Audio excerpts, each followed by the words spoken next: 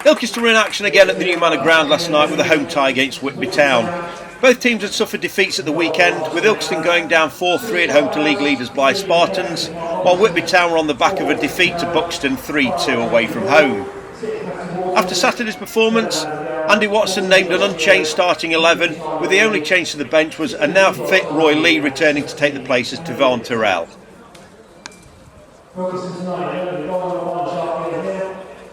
Whitby would have the better of the opening 15 minutes in this game, with Michael Roberts here finding himself one-on-one with Jaquil Hill but pulling his shot wide when he should have done much better. A free kick wide out on the right looked as though it could have caused Ilkeston some trouble, but Jaquil Hill reacting quick and nicking the ball off the feet of the Whitby forward. A Michael Roberts cross from the left-hand side then caused Ilkeston some trouble. Whitby forward heading it goal bound past a scrabbling Jaquil Hill. It hit the post, onto Max Thornbury's chest, back onto the post before being cleared to safety. Ilkeston was now starting to get more of a foothold in this game, and when Luke Shaw found himself in space, he knocked a ball forward to Lewis Rose. His first shot was well saved by Shane Bland, and his second shot could do little more than poke it over the crossbar. And on the 26th minute, Ilkeston would take the lead. A double by Michael Williams on the left-hand side. He is running towards a penalty area.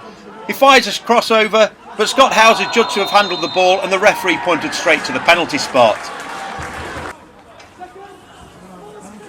Michael Williams elected to take the penalty himself. And as he ran up to take it, he powered it into the bottom right-hand corner with the keeper diving the opposite way, Ilkeston taking a deserved 1-0 lead.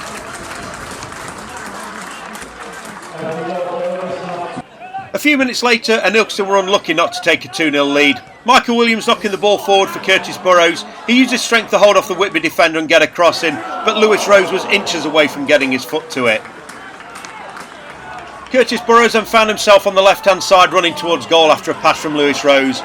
Scott Howes made an inch-perfect challenge inside the penalty area to avert any danger. Michael Williams then had the chance to double his and Ilkeston's tally for the night. He powered forward, beating several Whitby defenders. Hit a shot over, but it was just inches above the crossbar. Whitby then thought they'd drawn level when Anthony Hume nodded past Jaquil Hill, but an eagle-eyed linesman had spotted that Tyler Scarth had been just in an offside position in the build-up to the goal.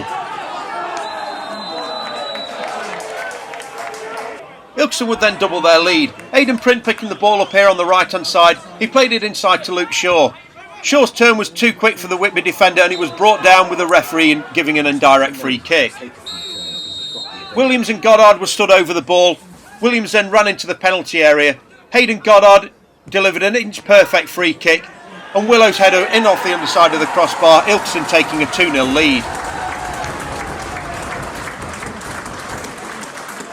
Luke Shaw then had the chance to increase Ilkeston's lead even further.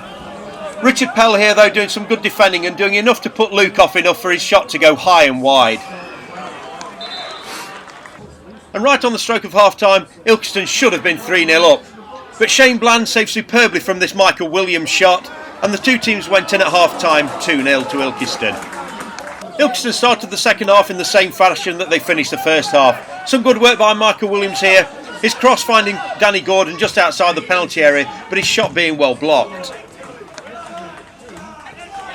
Whitby then had one of their best chances of the game. A Michael Roberts free kick was headed back across the goal, but there was no Whitby forward able to get a touch on it.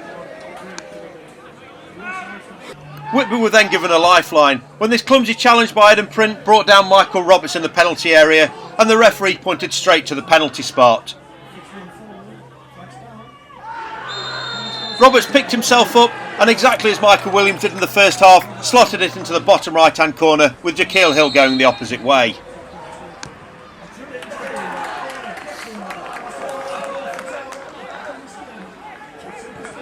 Spurred on by their goal, Whitby would then start to throw themselves forward, this being one of their better chances. But the Ilkeston defence were holding strong, throwing their bodies in front of everything that Whitby could throw at them, determined not to let this 2-1 lead disappear. And as the referee had blown for the final whistle, Ilkeston finally broke their run of 9 straight defeats in a row by beating Whitby 2-1 at the new Manor ground.